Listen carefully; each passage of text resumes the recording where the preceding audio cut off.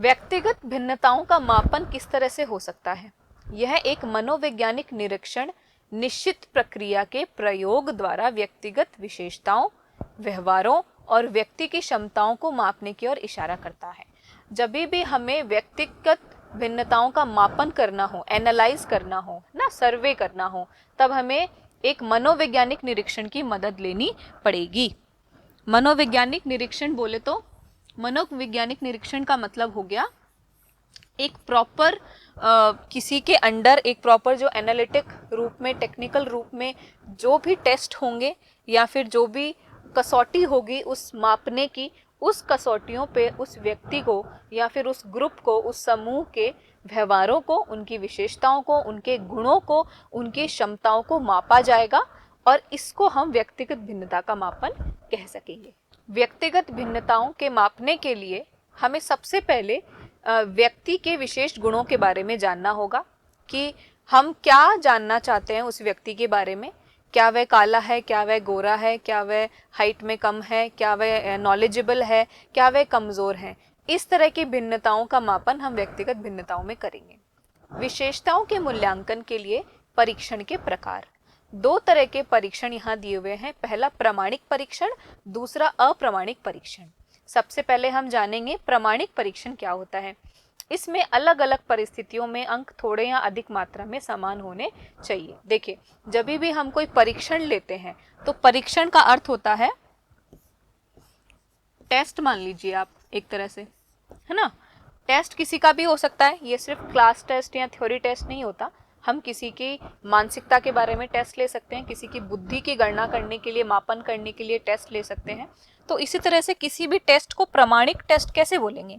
इसमें अलग अलग परिस्थितियों में अंक थोड़े या अधिक मात्रा के समान होने चाहिए, है ना।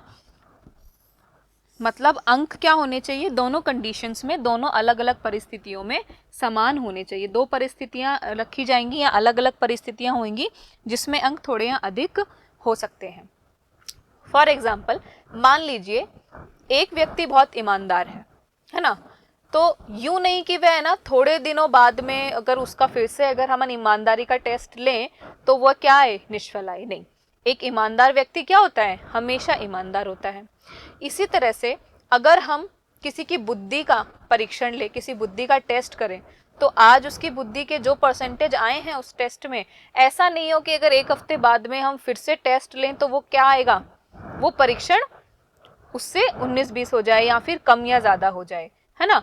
तो ये चीज का हमें स्पेशल ध्यान रखा है। इसमें दो अलग अलग परिस्थितियों में अंक थोड़े या अधिक मात्रा में समान ही होने चाहिए। मतलब थोड़ा सा अंतर आ सकता है लेकिन ज्यादातर क्या होना चाहिए, समान होना चाहिए। ठीक है, जैसे कि ईमानदारी का टेस्ट, बुद्धि का टेस्ट, एक हफ्ते में या दो हफ्ते में या 15 दिन में हमारी बुद्धि कम या ज़्यादा नहीं हो सकती, थोड़ा बहुत चेंज हो सकता है। हमारी ईमानदारी का टेस्ट अगर 1 महीने पहले लिया जाए या 2 महीने बाद लिया जाए तो हमारी ईमानदारी की गणना में कोई कमी नहीं होनी चाहिए। थोड़ा बहुत चेंज हो सकता है लेकिन ज़्यादा नहीं हो सकता। तो यह समान होना चाहिए। ठीक है, अगला हम देखेंगे अप्रामाणिक परीक्षण क्या होता है।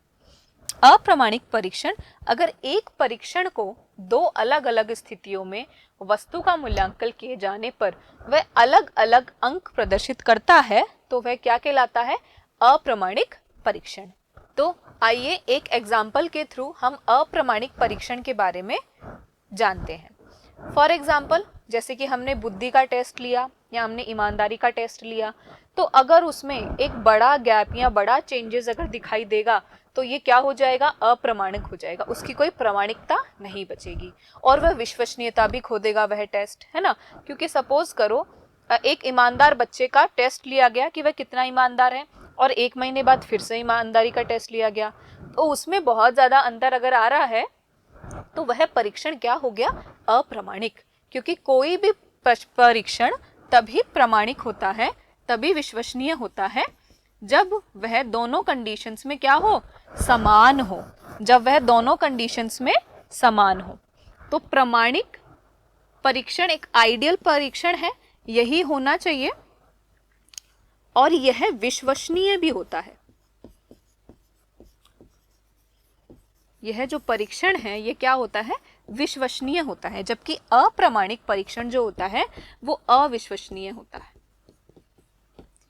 तो ये हम चीज़ ध्यान रखेंगे, कोई भी परीक्षण कोई भी टेस्ट हो वो उसकी प्रामाणिकता को हासिल ज़रूर करना चाहिए और हमेशा विश्वसनीय होता है और अप्रामाणिक अविश्वसनीय होता है।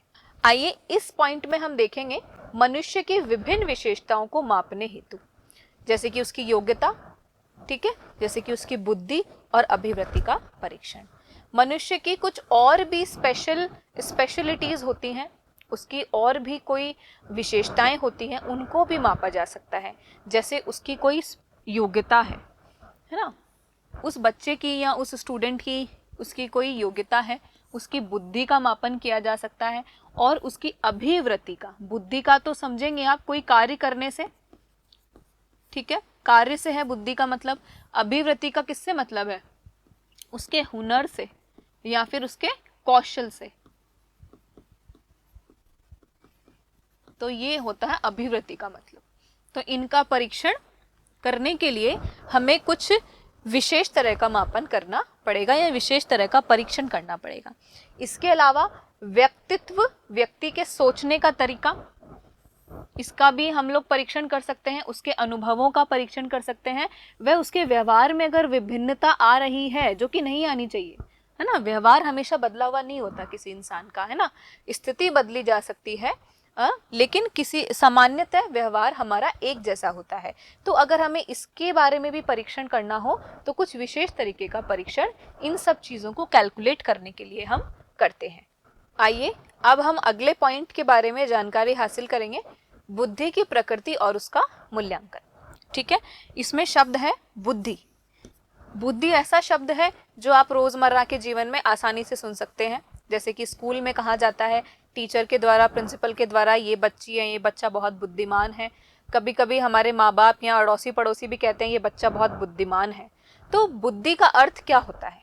तो बुद्धि एक मनोवैज्ञानिक शब्द है जिसका प्रयोग व्यक्ति विभिन्न स्थानों पर अपनी क्षमता अनुरूप करता है। बुद्धि क्रियात्मक है। बुद्धि क्या है? क्रियात्मक। क्रियात्मक का मतलब कार्य करने से जो योग्यता हमें हासिल होती है वह बुद्धि कहलाती है। इसे कुछ करने और कुछ प्राप्त करने के अर्थ में प्रयोग किया जाता है। कुछ करके हम क्या हासिल करते हैं? योग्यता हासिल करते हैं। ठीक है, योग्यता को प्राप्त करते हैं और फिर हम बुद्धि शब्द का इस्तेमाल हम इस तरीके से करते हैं। ठीक है, ये बुद्धि की प्रकृति है और इसको मापने के लिए उसका मूल्यांकन भी हम समय समय पे करते हैं। बुद्धि को समझने के लिए हम कुछ एग्जाम्पल्स आपको बताते हैं। बुद्धि एक ऐसा शब्द है जो बुद्धिमानों के लिए इस्तेमाल किया जाता है, जिनके पास कुछ योग्यता है, जिन्होंने कुछ कार्य करके कोई उपलब्धि हासिल करी है, कोई योग्यता हासिल करी है। बुद्धि की गणना या बुद्धि को समझने के लिए हम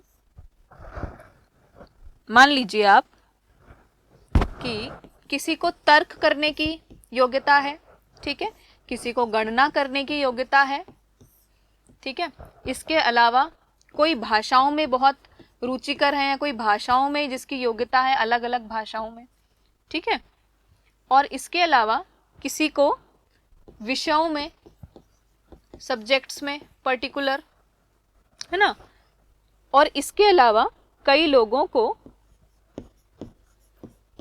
सामाजिक ज्ञान का बहुत ज़्यादा नॉलेज है। ठीक है, तो ये सब चीज़ें किस में आ जाएंगी?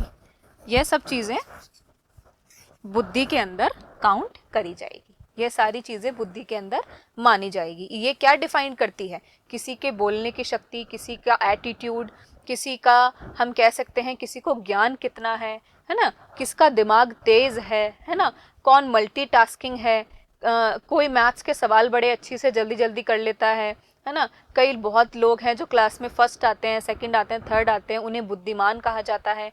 तो ये सबकी अपनी अपनी बुद्धि होती है ना। सब अपने अपने बुद्धि के अनुसार विकसित होते रहते हैं और हम फिर क्या सुनते हैं?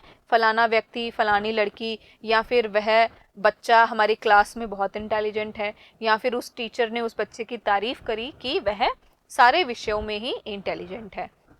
तो यह बुद्धि कहा जाता है। इन चीज़ों को बुद्धि कहा जाता है। आइए अब हम जानते हैं बुद्धि लब्धि के बारे में। सन 1912 में इस शब्द की खोज हुई और इसका अर्थ है इंटेलिजेंट क्वोशिएंट, इंटेलिजेंट क्वोशिएंट, ठीक है। ये हमारा बुद्धि लब्धि का फुल फॉर्म है। और किसने इसको नाम दिया, कौन है इसके वैज्ञानिक, किसने बुद्धि लब्धि का ये फॉर्मूला लॉन्च करा?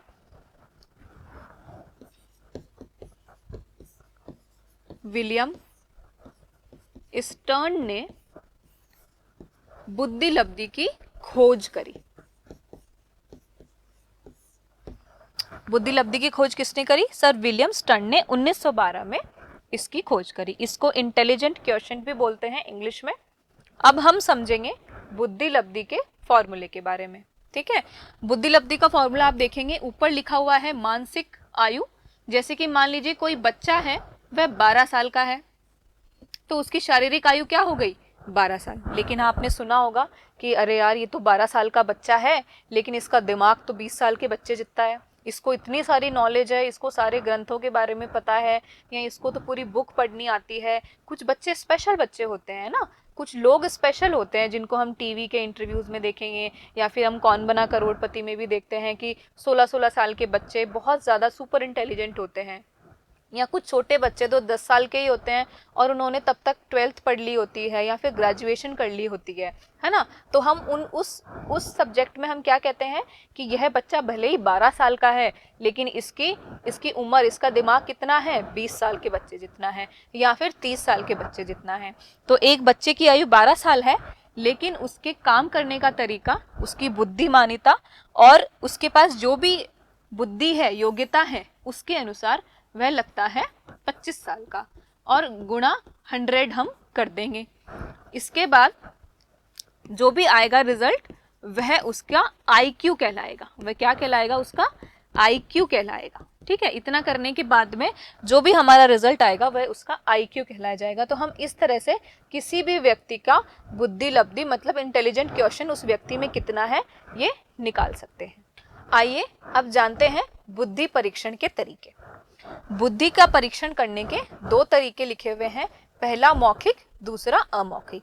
मौखिक का मीन्स ओरल, पूछकर, बात कर कर, इंटरव्यू लेकर, और ग्रुप कॉन्वर्सेशन कर कर किसी बच्चे से जिसका भी हम देखना चाहते हैं बुद्धि परीक्षण, या जो भी गणना हम करना चाहते हैं, जो भी मापन हम करना चाहते हैं, वह मौखिक रूप से हो सकता है। दूसरा है अमौखिक। अमौखिक के अंदर चित्र दिखाकर, लिखित की चीजें कर कर, या लिखित में कुछ उससे ऐसे लिखवाकर, कोई पैराग्राफ लिखवाकर, या चित्र के द्वारा, या शाही के प्रयोग से, स्क्रीनिंग, इसमें बहुत सारी चीजें आ जाएंगी, है ना। जो मौखिक नहीं है वह सारी लिखित चीजें, चित्र दिखाकर, शाही के द्वारा, ये सारी चीजें अमौखिक के कॉन्सेप्ट में चली जाएगी। बुद्धि परीक्षण के 2 प्रकार दिए हुए हैं, पहला व्यक्तिक परीक्षण, दूसरा समूह परीक्षण। हम पहले व्यक्तिक परीक्षण के बारे में बात करेंगे। यह सिंगल रूप से किया जाता है, सिंगल लोगों पर करा जाता है। सिंगल बोले तो एक एक करके किया जाता है व्यक्तिक परीक्षण, है ना। और समूह परीक्षण किस पे किया जाता है? समूहों में, ग्रुप्स में, एक से ज्यादा लोगों के साथ समूह परीक्षण करा जाता है। मतलब हम एक एक करके भी लोगों का टेस्ट ले सकते हैं, या बुद्धि परीक्षण कर सकते हैं, या फिर समूहों में भी कर, जैसे कि आपने देखा होगा क्विज लिए जाते हैं 4, 5, 7, 8 बच्चों का एक साथ। जब सिंगल टेस्ट लिया जाता है तो फेस टू फेस बिठा के काउंसलिंग करने के बाद भी टेस्ट दिए जाते हैं। तो यह व्यक्तिगत मतलब एक जने का, एक बार में एक जने का, समूह परीक्षण में ग्रुप्स में बिठाकर परीक्षण लिए जाते हैं।